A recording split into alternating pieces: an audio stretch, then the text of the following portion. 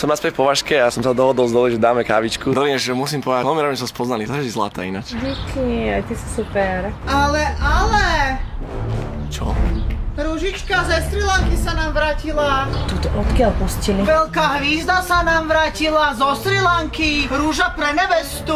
Prosím vás, vy ste kto? Jakže kto som ja? Však keď vieš, kto je ona, tak vieš, kto som ja, ne asi? Kto by teba poznal? Že kto by mňa poznal? Ty chudera. Ale prosím vás, neprajte toto. Píču, ty youtuberko, dobre? Ja som Loli. Vy chceli z veľkej kapušany, ale ja nechápem, ako mohli zobrať takéto strašidlo do rúže miesto mňa. Kam by si ty kurva chcela ísť? Však teba by nepustili ani na lietadlo bez klietky. Ty si myslíš, že teba by si vybral Radko? Už dosť, že si mi prebrala vtedy chalana. Jakého chalana? Však Muhammad al-Shafira, ne z Dubaja. V jakom Dubaji si bola? Ty si bola najďalej tak akurát tak v Šťavníku. V rúži pre nevestu si zo seba robila pizdu. A teraz sem dojdeš do Považskej, nafúčaná jak tie tvoje osmičky cecky. Moje cecky stali viac, jak celý tvoj život moja. Prosím vás, nechajte Doli tak, nič vám neurobila. Počúvaj ma, sér, ty vyzerá jak 15-ročný jebakový chlapec, čo on teraz mutuje. Tak tam si sadkaj a nechaj mi sa tu vybaviť, dobre? Počúvaj ma, sér, ja viem, že máš frajera, lebo toto je malé mesto, tu sa nič neutají. A dokonca mi vypisoval pred rokom ohníky, nástorky, aha. A ja som mala piči. A vieš čo ešte viem? Že má pekné auto. A možno by si zaslúžil aj krajšiu frajerku.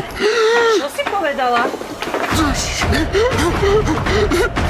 Počte, v poriadku, preboha Doli, to čo sú? To máš, čo si chcela, si had na krku. Toto je had na krku. Preboha. Had na krku.